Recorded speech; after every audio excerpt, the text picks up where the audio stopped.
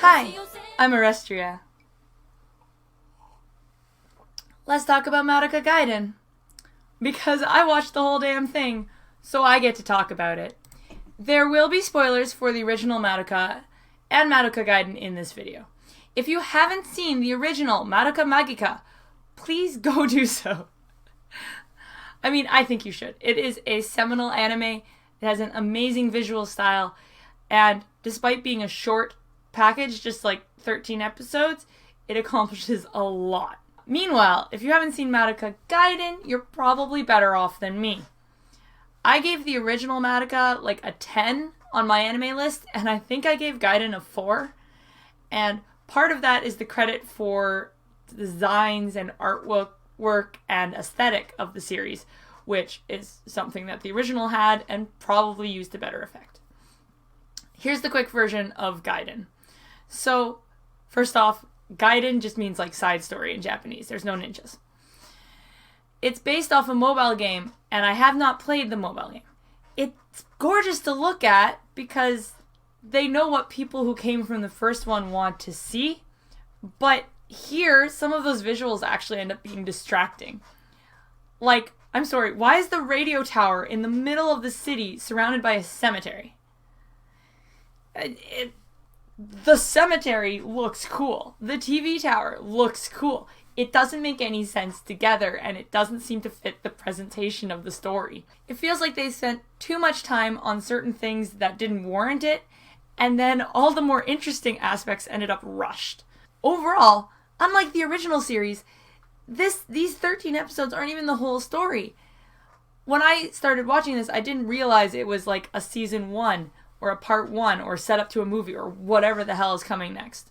I think this had a lot of cool ideas that could have added to the Madoka experience. But it didn't.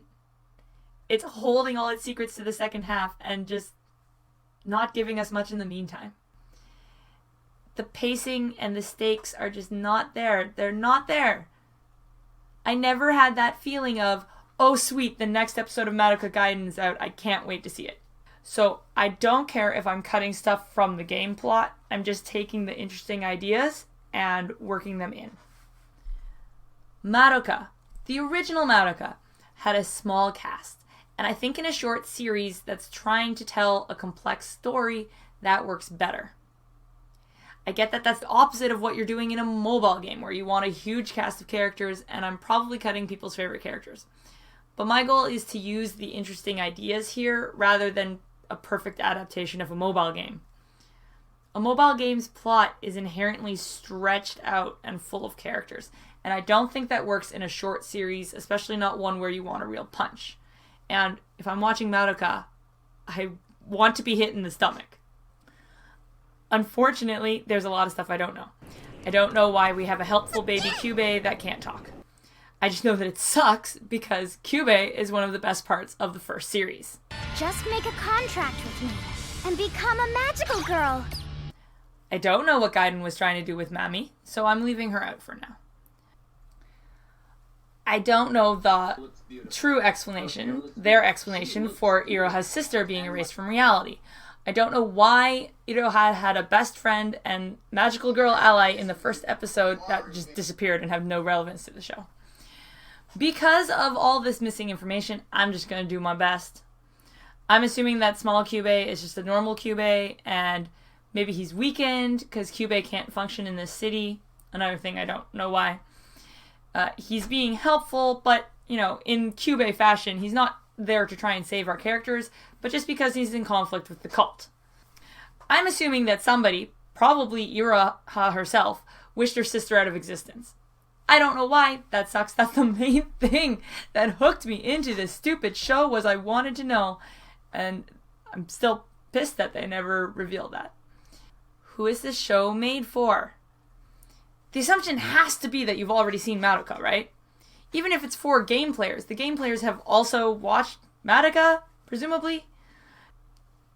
So why does Gaiden save the reveal of what a soul gem is and what happens when it goes black to the end of the series? This isn't a big twist. We already know it. In a series full of unresolved secrets, the 11th hour twist you're going to give us is something we already know? Sure, Iroha doesn't know it, but so what? The show doesn't make any use of that knowledge gap. The show could have been using our knowledge and her lack of knowledge as dramatic tension the whole time, but they didn't really do that, which is a huge wasted potential. I really liked the idea of Iroha's missing sister and why she got wished out of existence. That's what had me watching at the beginning. I'm interested in the doppels, although I haven't been told anything, so I don't super care yet.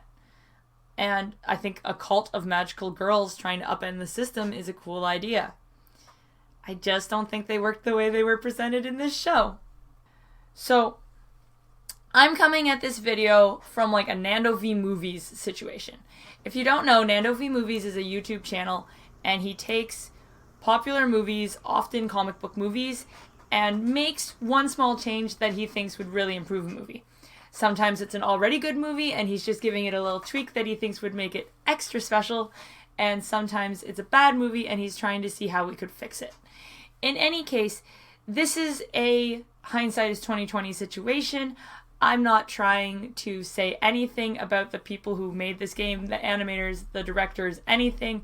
I don't have the talents to do those things on my own. My goal is to use the material that we got in the first season of Madoka Gaiden to make an interesting, short anime series.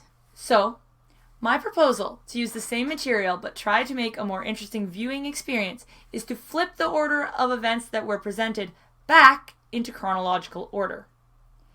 This means changing the main character from Iroha to Yachiyo.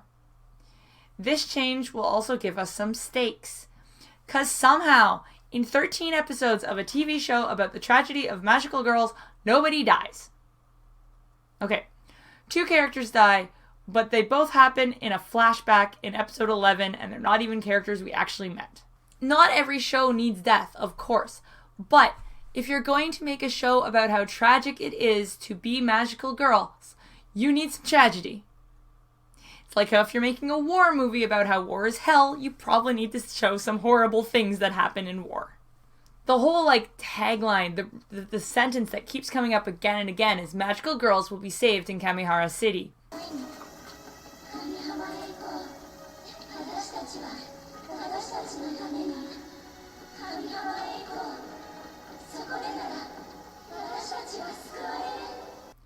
Saved from what? If you didn't watch the first Madoka, if this was your introduction to the series, this doesn't make any sense. It doesn't resonate. You don't feel it because we've never seen why it's so horrible. I get a wish and I get cool magical powers. Oh no, save me. The first series taught us that the life of a magical girl is horror, and it taught us this in 3 episodes.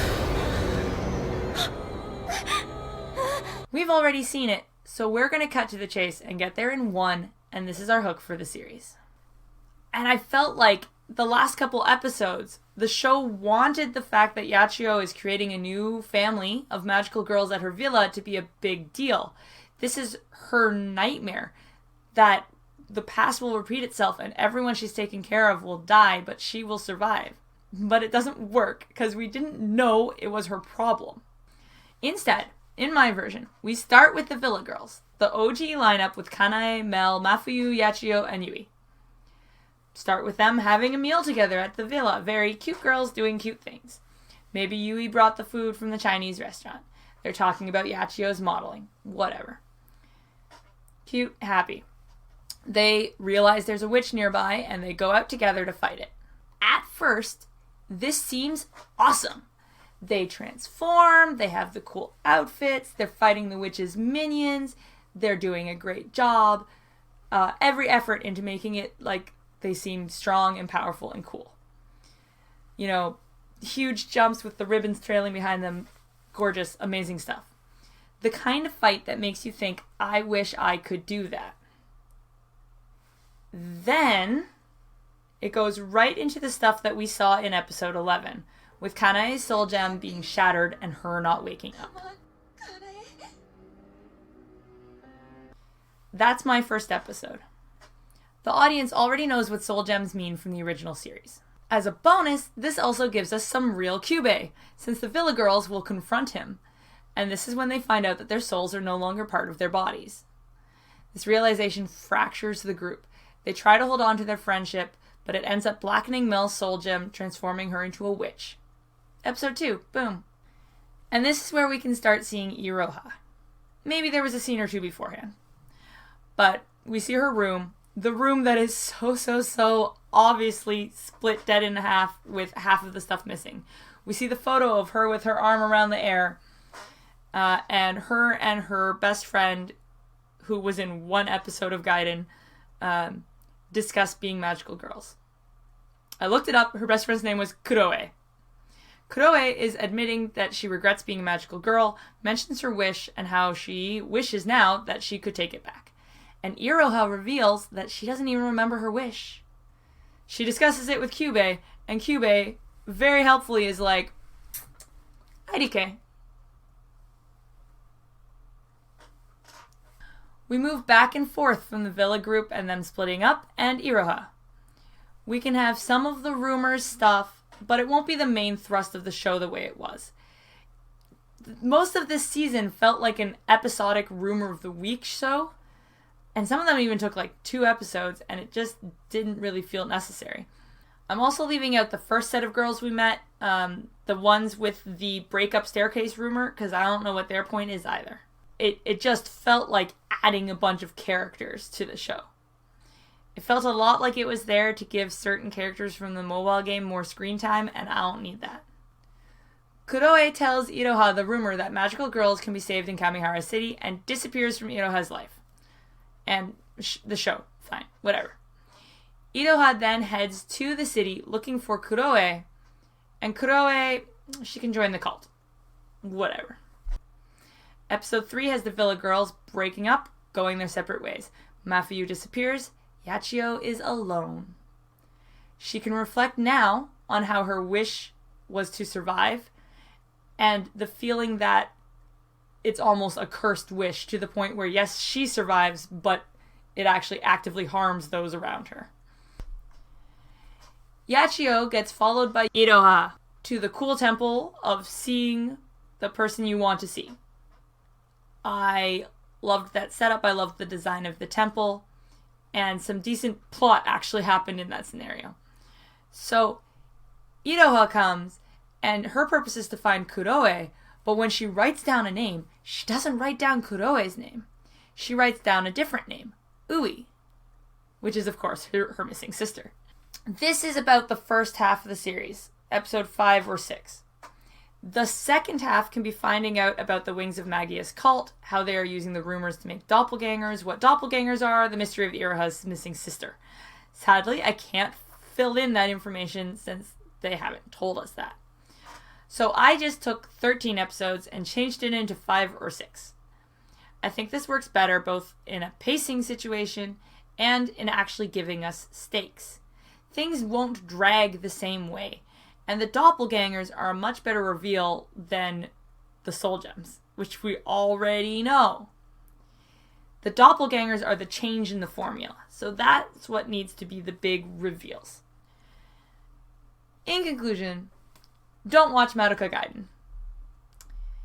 I mean, you could just like find the fight scene with Mami from the last episode on YouTube because it was pretty cool. It won't make a lot of sense, but it didn't make a lot of sense to me, and I watched the whole thing. I'm not sitting here like it just doesn't hold up to the original, so it's bad. I didn't expect it to hold up to the original. It wasn't going to. You can't expect the follow-up to Madoka to have the kind of splash and impact as Madoka does. It's not going to. Anyway, that's it for me today. You can tell me your thoughts in the comments below. You can like this video, subscribe to my channel for more. It's mostly anime content coming down the pipeline right now. You can follow me on twitter.com/Orestria, or you can come to the Tales from My D&D Discord where I hang out a lot. Hey, see you next time. Bye-bye!